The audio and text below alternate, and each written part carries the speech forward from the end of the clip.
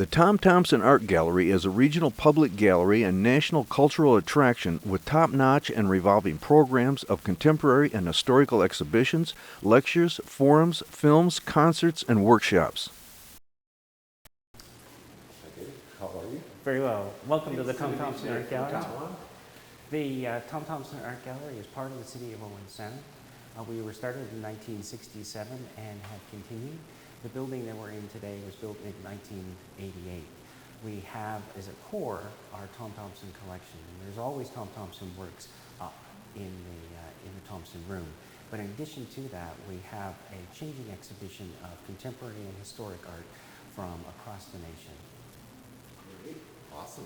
I'd like to learn to see the Tom Thomson stuff if we could. Well, certainly, come this way. About that, yes. Tom Thomson was born in 1877, and he wasn't born in Owen Sound, but he came when he was 2 months old.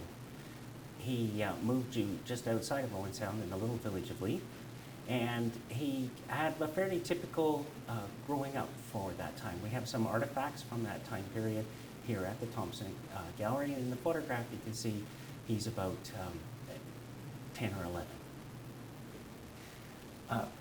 Thompson's boyhood was fairly typical in the early late.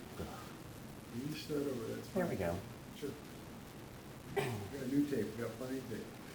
Thompson's boyhood was fairly typical in the late 1800s here in Owen Sound. He was in and out of school. There was some kind of problem either with his leg or his lung. We're not exactly sure. But he spent a fair bit of time out in the countryside fishing and roaming the hills and across the Owen Sound area. When he turned 21, he left Owen Sound and went out to Seattle for a short amount of time, and it was out there that he got involved in commercial design. We are very lucky to have two examples of his commercial design here at the gallery. There is Burns' Blessing, which is a fairly famous Scottish prayer, and a lot of our visitors who come into the gallery really enjoy having a look at it. It has sort of a Tiffany kind of look to it and very sort of Art Nouveau watercolor. The other work that we have is the Sydenham Mutual Fire Insurance Company poster. This was done up for one of his brother-in-laws, and it really shows sort of his graphic design. And this is what he would have done to make money. By this time, he's actually moved back to Toronto, and this is where he would eventually end up meeting the members who would become the Group of Seven. 1912 was a really big year for Tom Thomson. This was the first year that he ventures up to Algonquin Park. Friends have told him about the park, and so in May of 1912, he goes along with one of his friends for a 2-week trip and ends up camping at Smoke Lake. The photograph shows Thompson with his canoe. You can see the tent in the background on his first canoe trip.